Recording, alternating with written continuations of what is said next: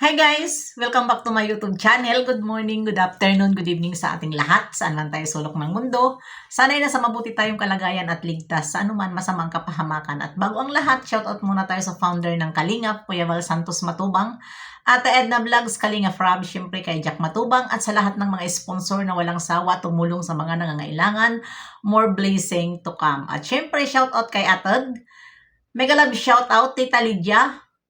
Ate Malo, Hayat's Mix Vlog, mega love shoutout. Si Spix Lixie, mega love shoutout. At syempre si Maria Ligaspi Vlog. No? Shoutout sa inyong lahat. At ayan na nga, ano ngayon ang ating reaction video?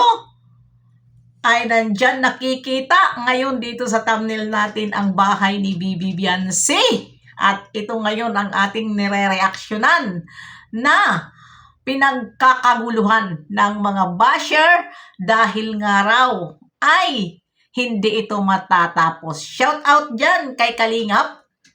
At ito naman talaga si Kalingap ay kung magtagal man yan, sabi ko nga sa inyo, once na mag-umpisa yan ng bahay, ay tumagal man, hindi niya yan i-stop. Basta andyan ang angel nakadikit sa kanya, hindi po niya yan bibitawan.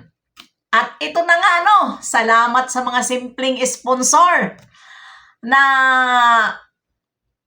sabi nila nagpapasikat, hindi sila nagpapasikat. Ayan, kita na.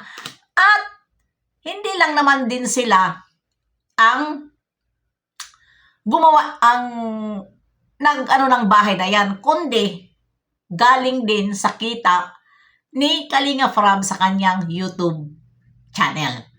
At sabi nga nila na pabungga daw dahil pinilit si Kalingap Rob na, di ba na-issue ito? Pinilit na mag second floor itong bahay. Kaya matagal. Ay wala na kayo doon. Magtagal man ang bahay na yan. Pero ano ngayon ang ending? Andyan na. Kita na.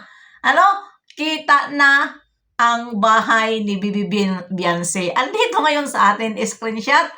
Kinuha ko po yun kay Kuya Val.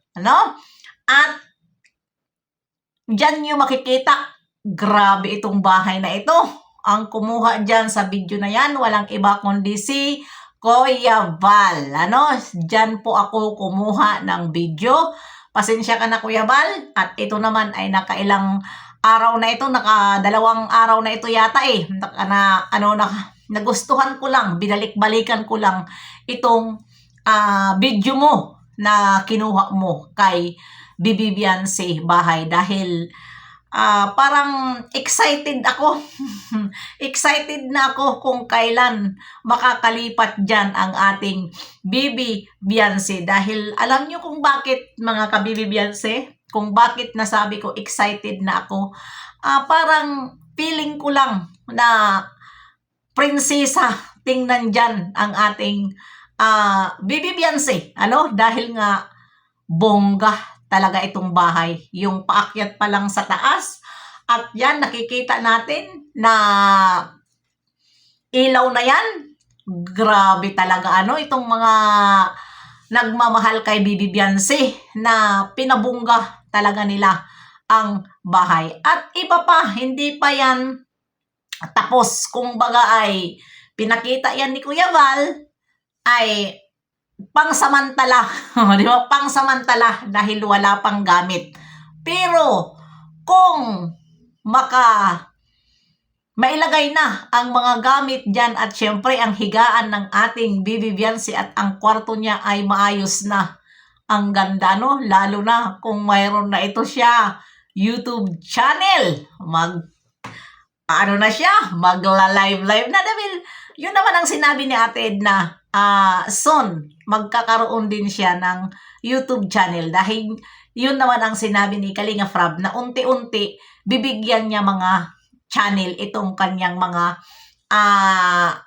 angels na kumbaga siguro kung tapos na tulungan, hindi na sila tulungan ni Kalingap Rob at iba naman kahit papano may YouTube channel sila na nandyan na tinutulungan talaga ni Kalinga Prab. Kaya ayan na, ano na, ang mga basher dyan na pinagtatawanan nyo dahil pasikat daw ang mga sponsor na wala naman, hindi naman natapos. Bakit ano na ngayon ang nangyari?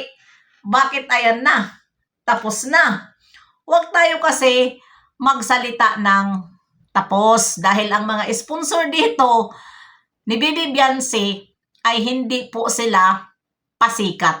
Wala po sa kanilang pasikat, basta ginagawa lang nila ang kanilang dapat ibigay kay Bibi Biancy. At pagkatapos ni Bibi Biancy, hindi na po nila yung tututukan ng bonggang-bongga. At sila ay mag-iipon kung ito ay sa abot ng makakaya nila. Pero matagal-tagal pa naman, itutulong muna sa dapat tulungan. Kasi ang mga sponsor ni Bibi Biancy ay hindi lang naman si Bibi Biancy ang kanilang tinututukan, kundi nagbibigay sila sa mga ibang mga angels. Kasi kawawa naman yung mga walang sponsor. Yun lang naman ang hangad ni Kalinga Prab, na hindi lang tumutok sa isang kung tama na sobra-sobra na ang isang angels, tingnan naman yung mga ibang angels na karapat dapat talaga tulungan. At Milka, ayan, mayroon siyang sakit talaga na nakakaawa.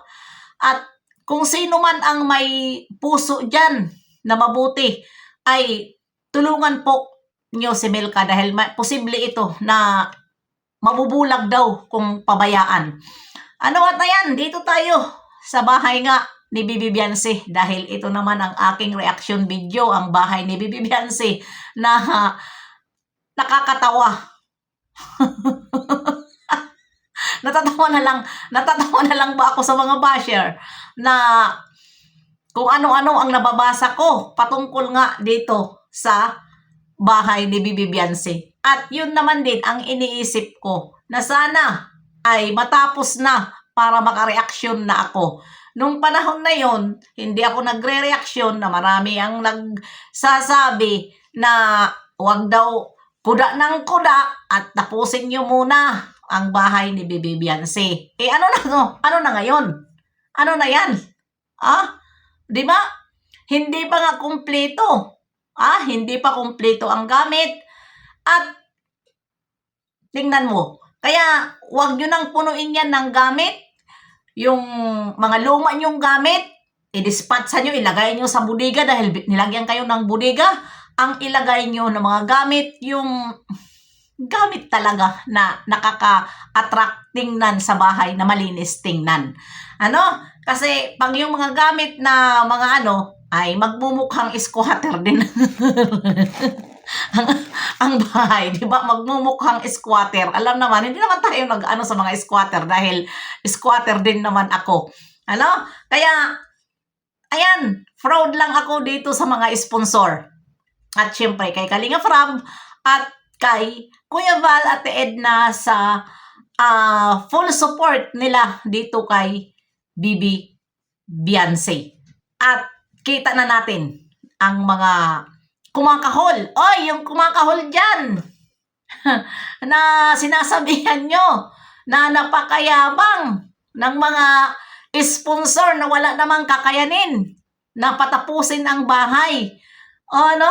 At kahit man yan iniwanan, dahil naumpisahan na, walang Kalinga Prab na mag-iiwan. Sabi nga ni Kalinga Prab noon, kung wala ng sponsor, hindi nga yan pababayaan at matatapos yan sa paunti-unti. Hindi biglain dahil siya ay marami siyang tinutulungan. Kaya 100% ako noon na umaasa ako na sa sinabi ni Kalinga Prab dahil si Kalinga Prab ganun talaga yan. Once na mangako yan, pinapagawaan niya yan. Mawala man sponsor, pag mangako siya, napabahayan niya, nagagawaan niya yan, pero hindi naman kalakihan sa abot ng makakaya niya. Pero concrete ang kanyang bigay na pabahay doon sa mga taong nangangailangan. Ayan lang.